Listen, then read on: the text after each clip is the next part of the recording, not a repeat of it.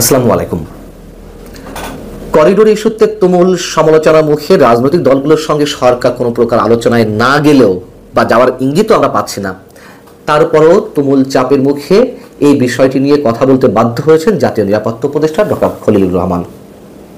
কিন্তু তিনি সাংবাদিকদের সামনে যে কথাগুলো উপস্থাপন করলেন তাতে আমার কাছে মনে হয়েছে যেন আমরা কোটি কোটি মানুষ সবাই প্রাইমারি স্কুল পড়ুয়া শিক্ষার্থী, আমাদেরকে গল্প শোনানোর মতন সবকিছু বলে যাচ্ছেন শিক্ষক হিসেবে। তার এই বক্তব্যের কোনো কোনো অংশ চরম অসত্য এবং তিনি বেশ কৌশলে আশ্রয় নিয়েছেন। কি ধরনের কৌশল, কি ধরনের অসত্য বক্তব্য তার মধ্যে আছে, দর্শক আমি একটু ধরে ধরে তার পাল্টা যুক্তি দিতে চাই। এবং যেহেতু অনেক বড় লম্বা কথা ছিল, সব বিষয় নিশ্চয়ই এখানে আনা সম্ভব না, কিছু বিষয় নিয়ে আসছি।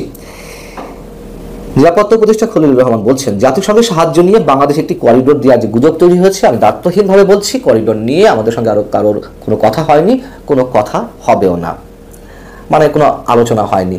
অথচ তিনি এর আগে গত 4 মে ঠিক একইভাবে সাংবাদিকদের সামনে যে কথাগুলো বলেছিলেন, সেখানে কি ছিল তার একটি অংশ ছিল এরকম যে আমরা মানবিক করিডোর নিয়ে কোনো আলোচনা করিনি, আমরা মানবিক করিডোর কিংবা অন্য কিছু নিয়ে সংশ্লিষ্ট পক্ষগুলোর সঙ্গে এখনো কোনো চুক্তি করিনি, এবং বিষয়টি নিয়ে জাতিসংঘ এবং সংশ্লিষ্ট অন্য পক্ষগুলোর সঙ্গে যুক্ত রয়েছে। আলোচনা ছাড়া যুক্ত থাকে কিভাবে? আর দ্বিতীয় কথা হচ্ছে, এখন বলা হচ্ছে এটি মানবিক চ্যানেল বা ত্রাণ চ্যানেল, এই ধরনের কথাবার্তা বলা হচ্ছে। তখন কেন এই শব্দগুলো উচ্চারণ করা হয়নি? তিনি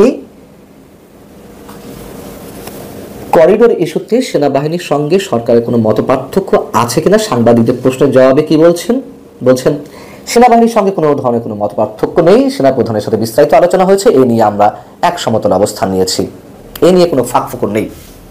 ফাঁকফোকর অবশ্যই আছে সরকারের বক্তব্যে, তার বক্তব্যে ফাঁকফোকর আছে, ফাঁকফোকর নেই সেনাবাহিনীর বক্তব্যে। এর আগেই জানিয়েছি আপনাদেরকে আলাদা একটি কন্টেন্টে, সেনাপ্রধান স্পষ্ট ভাষায় বলেছেন, করিডোরের নামে বাংলাদেশের বুকে বিশেষ কোনো শক্তির খেলা চলতে দেওয়া হবে না। পরিষ্কার তো? আচ্ছা, ডক্টর খলিলুর রহমান তিনি বলছেন, আরাকানের যে নতুন রাজনৈতিক, প্রশাসনিক এবং নিরাপত্তামূলক প্রশাসন তৈরি হয়েছে, সেখানে আমরা রোহিঙ্গাদের অংশগ্রহণের চিহ্ন দেখছি না। মানে রোহিঙ্গাদেরকে ইনভলভ করতে হবে প্রশাসনে। আমরা আরাকান আর্মিকে সরাসরি বলেছি, আমরা কোনো রকম এথনিক ক্লিনজিং বা জাতিগত নির্মূল অভিযান সহ্য করব না। কি চমৎকার হাস্যকর কথা, খেয়াল করুন। তিনি বলছেন, তারা যদি শুধু রাখাইনদের নিয়ে রাজ্য পরিচালনা করতে চায়, তাহলে তারা হবে একটি বর্ণবাদী রাষ্ট্র।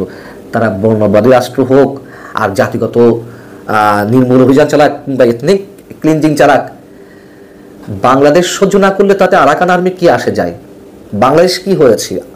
বাস্তবতা স্বীকার করে নিই, আরাকান আর্মি বাংলাদেশের উপর কোনোভাবে নির্ভর করে আছে যে আমাদের কথায় তারা উঠবে বসবে, যা বলবো শুনবে?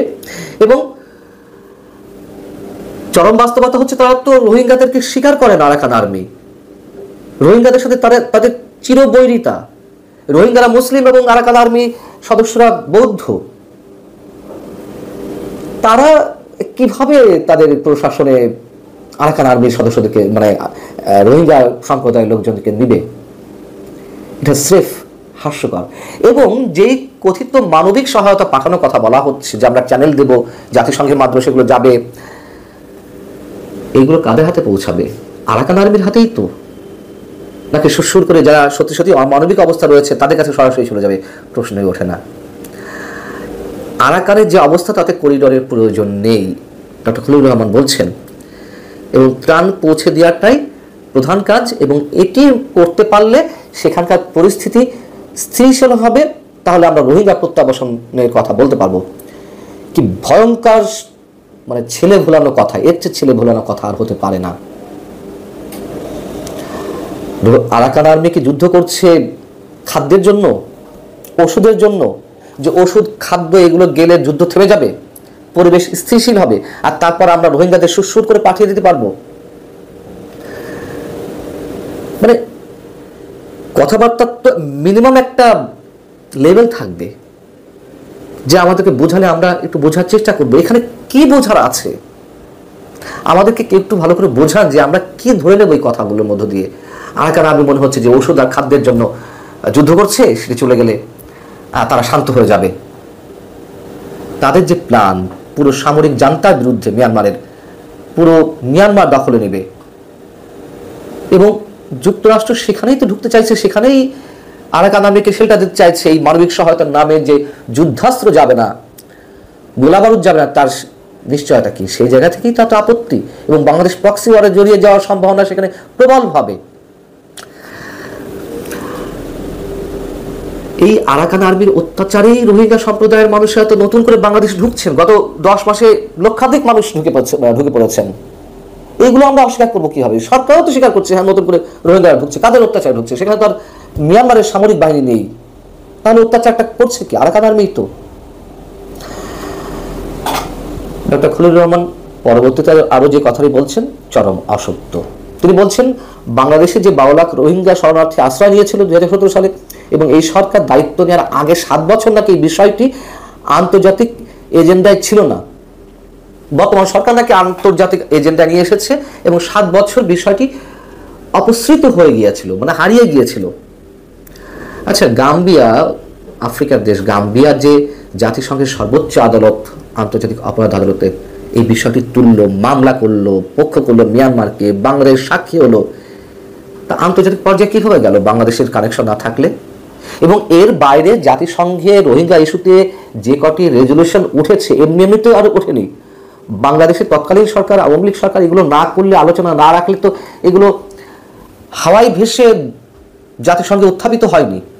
সেখানে ভারত, চীন, রাশিয়া, চীন এবং রাশিয়া ভিটো দিয়েছে প্রত্যেকটা রেজলিউশনে, যেহেতু তাদের স্বার্থ রয়েছে।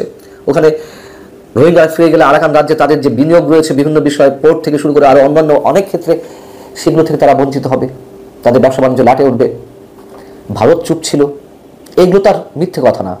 তাহলে এটা সত্য হয়ে থাকলে এই যে আন্তর্জাতিকভাবে 7 বছর ভাবে পিছিয়ে ছিল বা হারিয়ে গিয়েছিল, এটা তাহলে চরম অসত্য বক্তব্য নয়? তিনি বলেছেন যে এই ইস্যুতে কারোর চাপে নেই, আমেরিকা বা অন্য কারোর চাপে নেই, এবং সবার সাথে কথা বলছে যুক্তরাষ্ট্র, চীন, সবার সাথে কথা বলা হচ্ছে। চীনের রাষ্ট্রদূত ইয়াং ওয়েন কিন্তু গত কয়েকদিন আগে বাংলাদেশে বসেই জানিয়ে দিয়েছে যে তারা এর সাথে কোনোভাবেই জড়িত নয়। কার বক্তব্য সত্য, কি ধরে নেব আমরা? তিনি পররাষ্ট্র উপদেষ্টার বক্তব্য খণ্ডন করতে গিয়ে বলেছেন, পররাষ্ট্র উপদেষ্টা বলেছেন যে এই বিষয়ে সরকার নীতিগত সিদ্ধান্ত নিয়েছেন মানবিক করিডোর ইস্যুতে। উনি সেটি বলছেন, সেটিকে অ্যাভয়েড করতে গিয়ে, মানে লুকাতে গিয়ে তিনি বলছেন না, এটা তার স্লিপ অফ টাং, তিনি মানবিক করিডোর বলেননি। আচ্ছা, ধরে দিলাম স্লিপ অফ টাং, তিনি মানবিক করিডোর বলেননি। সরকার যে নীতিগত সিদ্ধান্ত নিয়েছে সেই কথার কি বিরোধিতা করেছেন? করেননি তো। আর পররাষ্ট্র উপদেষ্টা যে ব্যক্তিত্বের মানুষ, আমি তাকে ব্যক্তিগতভাবে যতটুকু জানি, তার অসত্য বক্তব্য দেওয়ার কোনো সুযোগ নেই। সবশেষে একটা কথা বলি, তিনি এই আলোচনায় তার নাগরিকত্ব নিয়ে যে প্রশ্ন উঠেছে, তার দ্বৈত নাগরিকত্ব রয়েছে, তিনি খুব বোল্ডলি বলেছেন যে আমি শুধু বাংলাদেশের নাগরিক, অন্য কোনো দেশের নাগরিকত্ব নেই। ভালো কথা, কিন্তু একটা মানুষ যুক্তরাষ্ট্রে 24 বছর বা 25 বছর ধরে বসবাস করবেন without any legal document of USA, তাদের কোনো ধরনের বৈধ কাগজপত্র ছাড়া বাংলাদেশের নাগরিক হয়ে অন্য কোনো দেশে এভাবে থাকা সম্ভব বছরের পর বছর, দশকের পর দশক?